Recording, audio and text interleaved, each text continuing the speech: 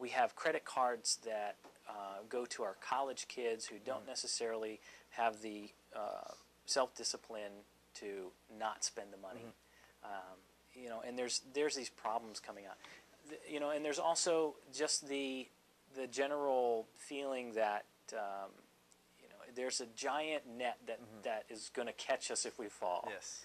And so, you know, I wanted to give you an opportunity to talk about,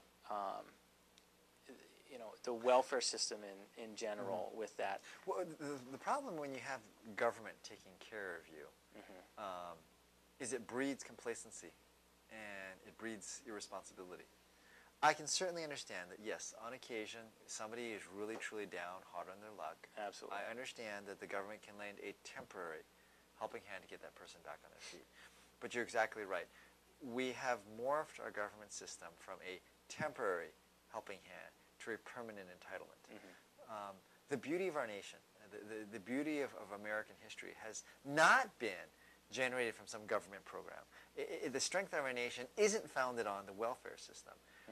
The genius, the beauty, the strength of the American nation has been founded on individuals going out there, taking chances, taking risks, going out there, building something, inventing something, creating something. That's the dynamism of our nation. And you're exactly right. When we keep on expanding entitlements, when we keep on expanding the welfare system of our nation, and more individuals become part of just the government dole, we're losing that heart, that soul, that creative spirit that has made and keeps our nation strong. And going back to gigantic budget deficits, that's also why I have this gigantic problem with the rapid expansion of our government here. We cannot continue going down this path without destroying the very thing that made our nation so unique and so wonderful. Well said. You know, part of what has maintained our country in such a strong condition for the past 200 plus years, actually I believe 222 years, is the strength of our Constitution. And the interpretation of that has been altered, to say the least. Actually, it's quite interesting that there is such a wide range of interpretations of such a clearly defined document. Yes. So where do you stand? I mean, there's a lot of things we could cover with this. This sky's the limit. This could be another segment.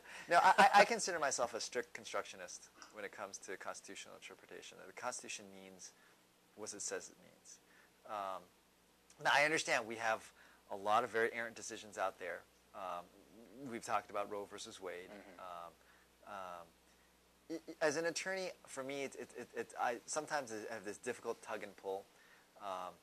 I like stare decisis. I don't like a court that wildly changes the law willy-nilly to fit whatever the public fad is. That's wrong. That's not helpful. You know, of course, taking that position, I'm sometimes stuck then with decisions like Roe versus Wade as stare decisis, meaning that's accepted fact as law of the land. But what I think forward future, looking what we're going towards in the future, what I prefer to see is judges, especially judges on the Supreme Court, that recognize that that the United States Constitution, that our Constitution says what it says, nothing more, nothing less. That the genius of the Founding Fathers really was a work of genius, and we shouldn't be twittering with it and changing it around every time it suits our fancy. The beauty of the Constitution is that it is supposed to be a document that lasts for hundreds upon hundreds of years without changing.